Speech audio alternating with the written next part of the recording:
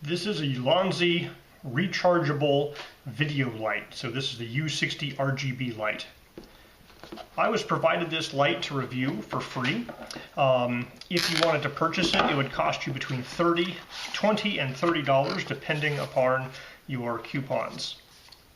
They have not paid me for this review, and my opinions remain my own.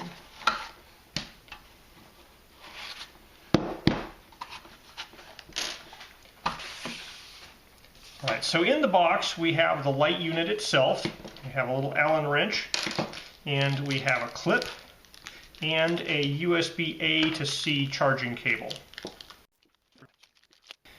Alright, so this clip has an opening in it so you could put it over the center camera on a phone, and on the back here it has this little hinging bit with a piece of plastic on it so that regardless of how thick or thin the item you're clamping it to is, you'll get kind of a parallel clamp. Okay.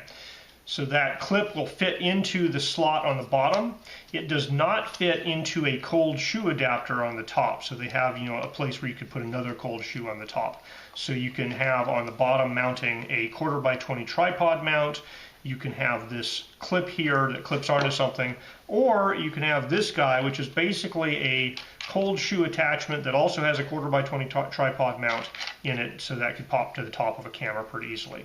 I believe this hex tool is useful for tightening up this screw right here, which basically says, how easy is it to move this hinge action, which it feels a little loose right now, so I think it should be tightened up just slightly from the factory. I'm having, there we go. So now there, I think it's holding itself up a little better. So it includes a manual with lots of Chinese instructions in the front. There might be English farther on. Here we go. So here's the English page. So it has 20 white LEDs, 20 yellow LEDs, which are kind of the warm white, I'm assuming, and then 20 RGB lamp ones. Interface is USB-C for charging, so there is here a USB-C port. There's also a switch on the side here that turns it on and off. Maximum illumination is 400 LX at 1/2 meter. The lighting angle is 120 degrees. Color temperature goes from 2500 to 9000. It says it has a 2.5 amp hour battery. Lighting distance is 3 to 6 meters, and so forth. The color rendering index is 90 to 95. It says battery life at maximum brightness more than equal to 90 minutes, and it takes 5 volts at 1 amp and about 4 hours to fully charge. Okay, when we turn it on, this little display boots up, and so now it shows stuff, and we are in this flashing red mode, which does not seem like the best place to be.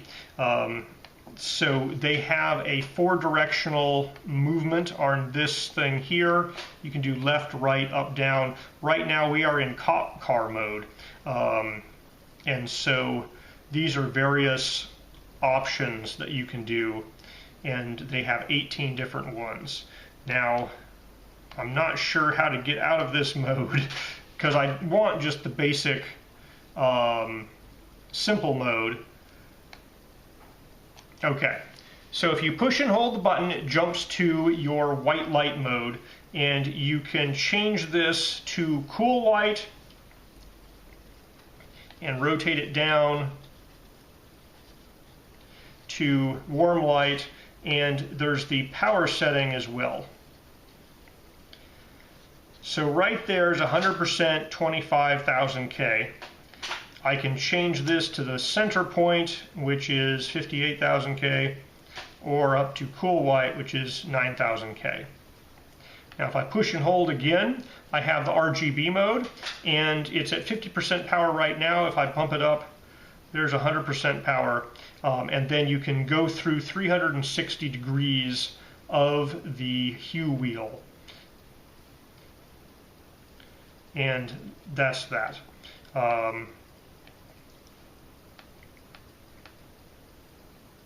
And then, of course, we have the fancy modes of different things it'll do. All right, let me walk you through the user interface. You flip the switch on the side to turn it on.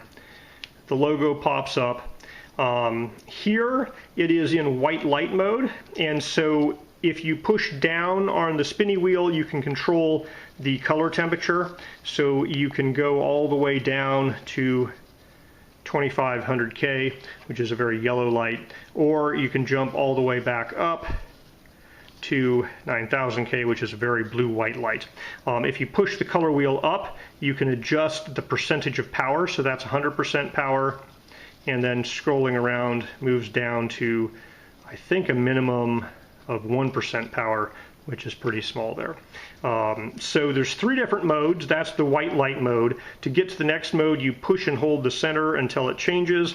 Now you're in hue mode, so it's in a blue, it's at 145, and there's 100%. So if you push down, you'll get this guy here. You can go through kind of the hue wheel, you know, so as you change the degrees around, it changes the hue of the color that you're putting out.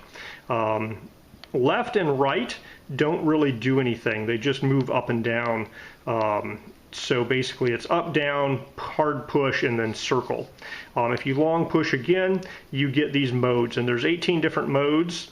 So you can basically pick one of these modes, and the mode does something. So apparently this mode is supposed to look like a flickering TV.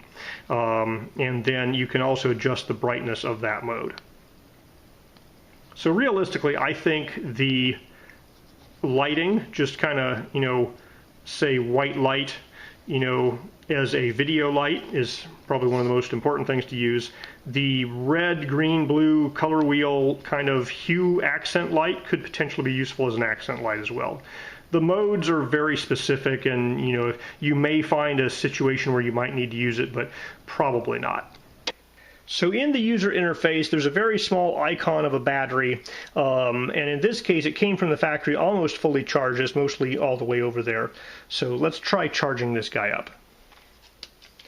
So first off, I have a USB-C cable that's plugged into a USB-C power delivery charger, and it is negotiating power delivery here, so 5 volts at 0.8 amps, but you can charge this from a USB-C power delivery charger. The only indication of charging is back here on the screen. We have a lightning bolt through the battery.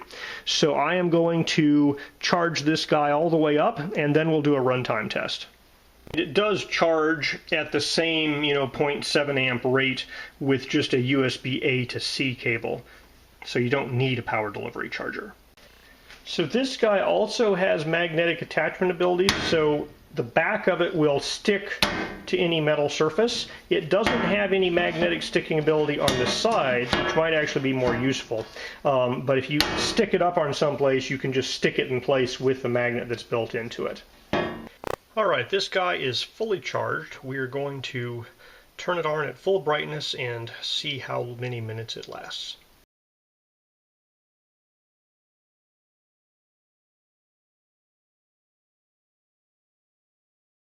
Alright, that guy has gone out. We'll have to check the time lapse to see exactly how long it lasted, but I know it lasted longer than the 90 minutes that they claim as, you know, their lifespan, so they meet those specifications. I'm going to charge this guy up with a power meter on the USB port and see exactly how much power it takes to fully charge the battery. This guy's charging at almost 4 watts. It's 0.82 amps at 4.78 volts.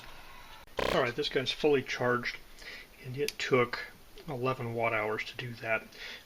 That's about 2.9 amp hours at 3.7 volts, and so with charging losses, efficiencies, and so forth, I think the claim that they have a 2.5 amp hour battery in here is probably pretty accurate.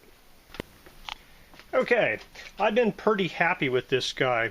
It does what it's supposed to do. It meets its specifications. It has decent mounting options. There's a magnet, so you could mount it flat to a metal surface. And you know, if you wanted to use this for astronomy, you could just turn it on and set the hue mode to 0 for the red light, and then this is power 2%, and you can just dial up just how much red light would you like. And you can have a lot of red light or just a little bit of red light. Now the only downside I've found with this guy is that you push this up and down to switch between the power mode and the color mode, and sometimes when I'm moving this, the pressure it takes to spin the dial, I accidentally flip over to the other mode and suddenly I'm changing the color. You know, it's not the end of the world. It's pretty easy to go back to the other mode and, you know, correct your action, but that is the only user interface wrinkle that I don't like about this device. But pretty much everything else about this device I like. You know, if you need a white light with color temperature control or a color hue light with control, I think it's a pretty good option for this.